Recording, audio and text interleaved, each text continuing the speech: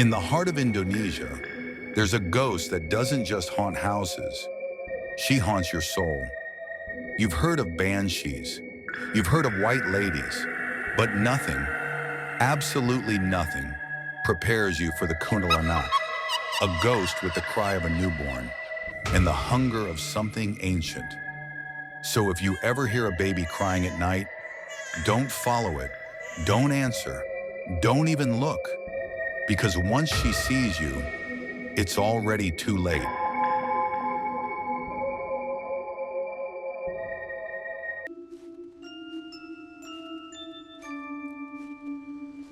The name Kuntilanak comes from two words.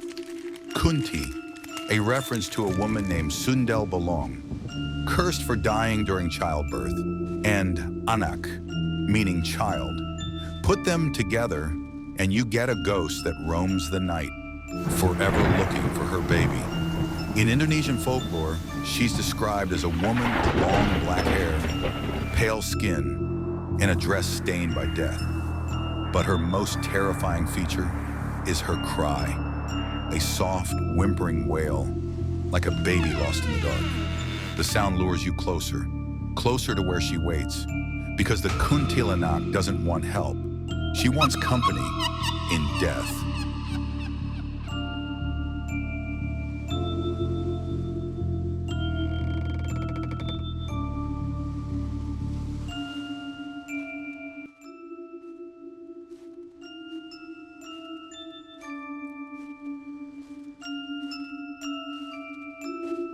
You think she's just a myth? Then listen to what people have seen.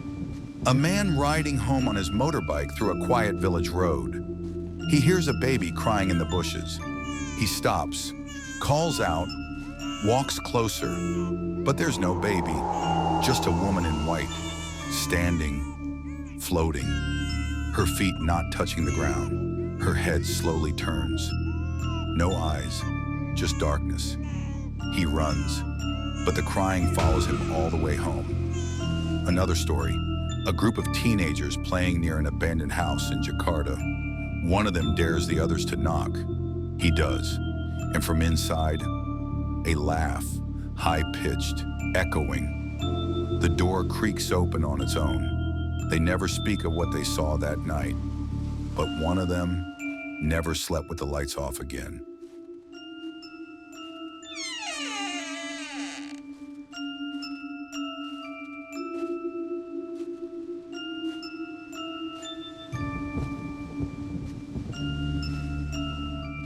In small villages across Java and Sumatra, people don't talk about the Kuntilanak loudly. They whisper. They hang sharp objects above their doors, scissors, nails, believing the spirit fears iron. Some elders tell stories of men disappearing after whistling at night or waking up with scratch marks across their chest, even though their doors were locked. One midwife claims she helped deliver a child, but the mother vanished hours later, only to return pale, bleeding, and not alone. The villagers said it wasn't her anymore. They burned the house that night.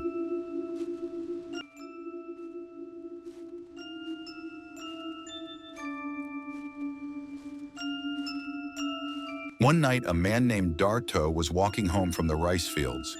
The moon was high, the trees were whispering, and then he heard it, a baby crying. At first, he thought someone had abandoned a child, but as he moved closer, the cries turned into laughter. A woman's laughter. He turned around, and there she was, floating above the ground, long hair like black vines, a face twisted in grief and rage. He ran, but the laughter, it chased him, through the trees, through the fields, through the night. Some say he never came back. Others say he came back broken. And the only thing he says now is, don't listen to the cry in the trees.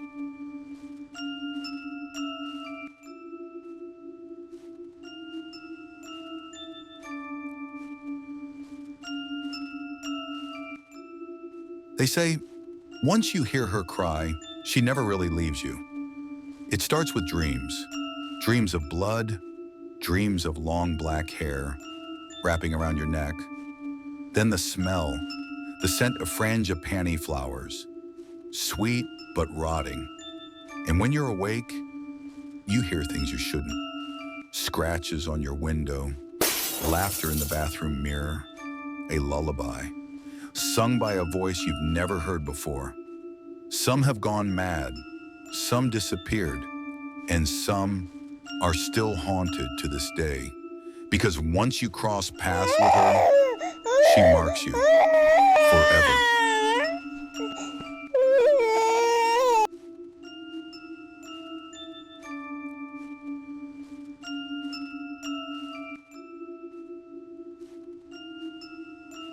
They say Kuntilanak is just a story, a myth, something old people say to scare children. But then how do you explain this? A man driving alone at night in West Java sees a woman in white standing in the middle of the road. He blinks. She vanishes. Later, he finds claw marks down the side of his car, a group of college students filming a horror short in Yogyakarta, here crying behind the camera. But the sound wasn't on their tape, and no one was there. And in Kalimantan, a mother swears she saw a woman floating outside her window, smiling, upside down. These are not ancient stories. These happened last year, last month. Some say it's fear, some say it's suggestion. But when the same ghost appears in places thousands of miles apart, maybe it's not just folklore. Maybe she's real.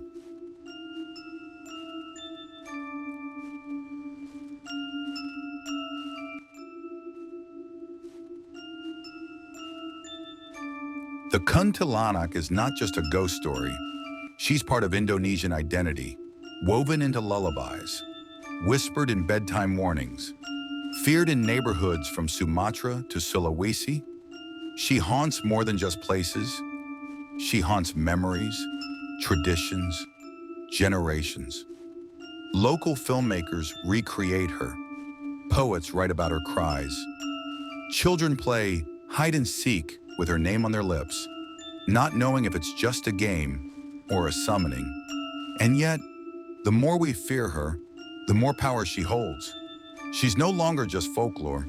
She's become a symbol of feminine rage, of unresolved pain, of stories buried, but not forgotten.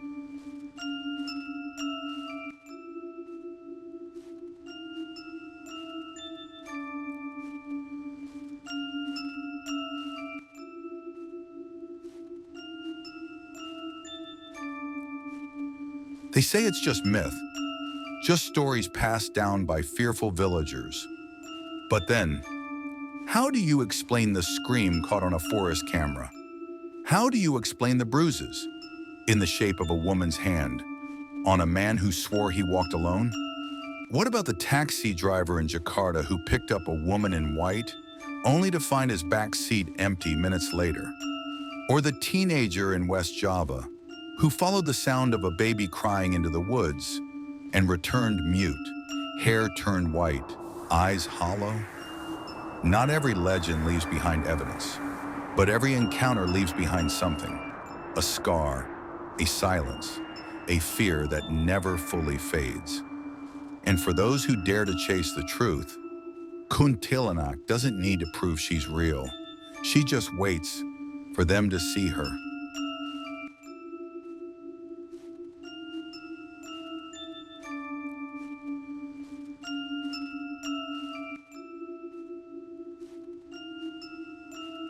The Kuntilanak is more than just a ghost.